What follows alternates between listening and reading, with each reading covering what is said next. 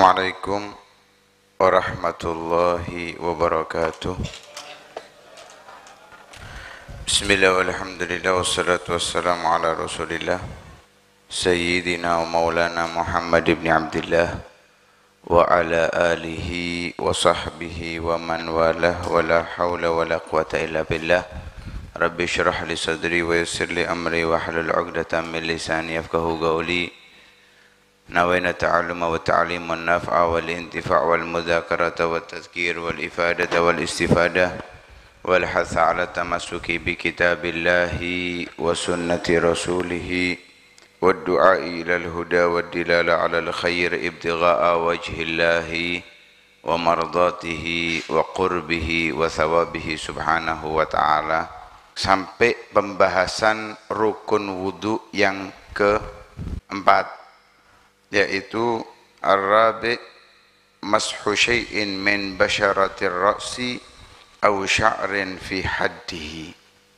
Rukun yang keempat yaitu mengusap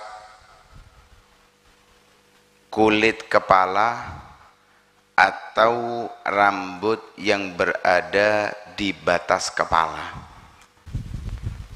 Setelah kemarin membahas membasuh tangan dan harus membersihkan juga apa yang ada di bawah kuku, kali ini rukun wudu yang keempat atau fardu wudu yang keempat yaitu mengusap sebagian kepala, sebagaimana Allah subhanahu wa ta'ala berfirman, wamsahu biru'usikum, usap sebagian kepala kalian. Memang di dalam lafadznya, dalam ayat tersebut tidak menyebutkan kalimat ba'dun, tapi huruf ba di dalam ilmu nahwu diajarkan di antara maknanya adalah litab'id, untuk membagi, jadi sebagian. Karena itu perbedaan antara empat mazhab, ada yang menyatakan seperti Al-Imam Malik harus semua, karena tidak ada kalimat ba'd. Wamsahu biru'usikum maknanya sama dengan waghsilu ru'usakum, basuh kepala kalian. Al-Imam Abu Hanifah menyatakan mu'dhamur ra's, kebanyakan anggota kepala wajib diusap.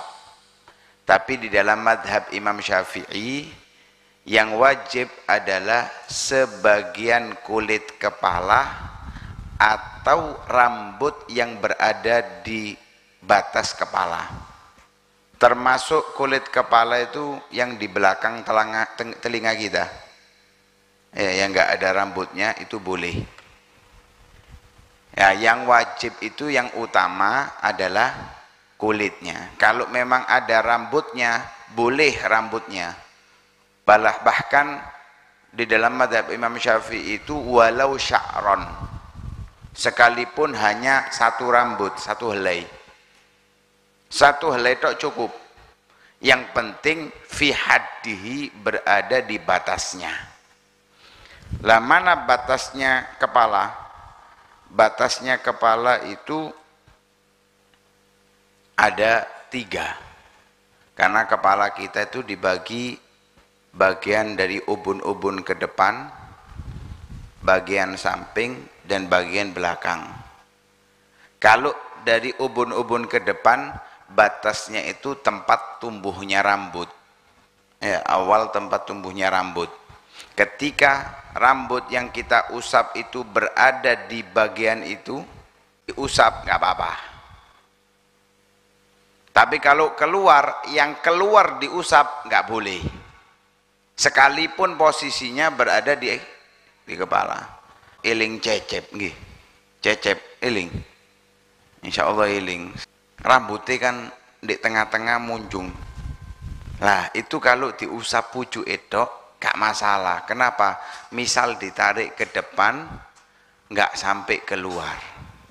Tapi lek sing rambutnya koyo jaran dukur-dukur iku, pucuk itu, lah ini masalah nanti. Ketika ditarik keluar dari batas depan, maka juga tidak sah wudunya. Nggak cukup di dalam mengusapnya. Begitu pula yang samping, rambut samping ini yang dinamakan dengan qarn. Rambut bagian ini itu mangkip nih. Makanya di sini tadi nggak apa-apa, di bawah belakang telinga nggak apa-apa. Tapi kalau sudah melebihi mangkip itu yang lurus dengan telinga, ini yang di bawahnya ini nggak boleh diusap, yang di atasnya masih boleh. Yang belakang kofa, bahasa Jawa, jidok. Kalau yang di bawah jidok, walaupun rambutnya dawa, itu nggak bisa diusap. Yang bisa diusap itu yang di atasnya. Ya, kalau rambutnya ditarik melewati jidok, maka itu tidak boleh dijadikan sebagai usapan di dalam wudhu. Nah, namun karena ini pembahasannya mengusap, mengusap itu nggak seperti membasuh yang harus mengalir. Mengusap itu pokoknya basah. Lah kalau sekedar basah sekalipun nggak kopiah, pakai kopiah, males kata nyoplok, pemane nggak imamang ini kan kata nyoplok males. Itu boleh kopiah ditetesi sekiranya sampai ke rambut yang tidak keluar dari batas kepala atau ke kulit kepala, boleh. Cuman afdolnya ketika mengusap kepala itu merata dari depan belakang, ini afdolnya. Kalau rambutnya itu diwara dawa enggak, endek enggak, sedengan lah. Ya, itu sunnahnya setelah dibasahi kedua tangan, diletakkan jempol, ibu jari di pelipis, tangan disatukan, diletakkan di ujung, di tempat awal tumbuhnya rambut, ditarik ke belakang sampai belakang dikembalikan. Kalau lek rambutnya gak dawa ya gak endek, lek endek cukup ke belakang saja. Pemane gak ono rambutnya wisan ya, ndukure profesor misalnya, entek wisan, wis gak usah balik sepisan tok cukup. Atau rambutnya dawa kayak perempuan, wis gak mungkin diwalik-walik gak iso. Lah itu cukup ke belakang saja. Wah, gay imamah malas kata nyoplok, gay kopiah, sunnahnya masuk kamar mandi pakai kopiah, saya wudhu di kamar mandi, kan kalau dilepas menghilangkan kesunahan. Gimana? Bukaan didik, nah diangkat, diusap bagian yang wajib tadi itu selesai, kemudian dilanjutkan di atasnya, boleh. Ya, dilanjutkan di atasnya kopiahnya, di atasnya imamahnya juga boleh. Itu kesunahan di dalam mengusap kepala. Nah, intinya memang hanya ketika mengusap kepala itu pokok basah. Ya, pokok basah nggak harus mengalir, sehingga ketika kita ada penghalang pun boleh.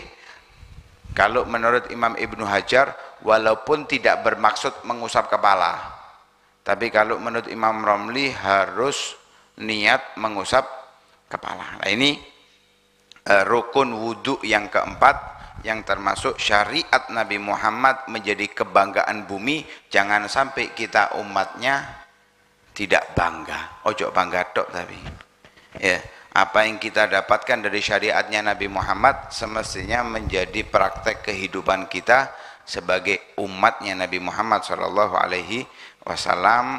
Kurang lebihnya mohon maaf, mudah-mudahan ilmu yang kita dapatkan bermanfaat di dunia dan di akhirat. Amin amin ya rabbal alamin. Sallallahu alaihi wasallam Muhammadin wa ala alihi wasallam. Alhamdulillahi rabbil alamin.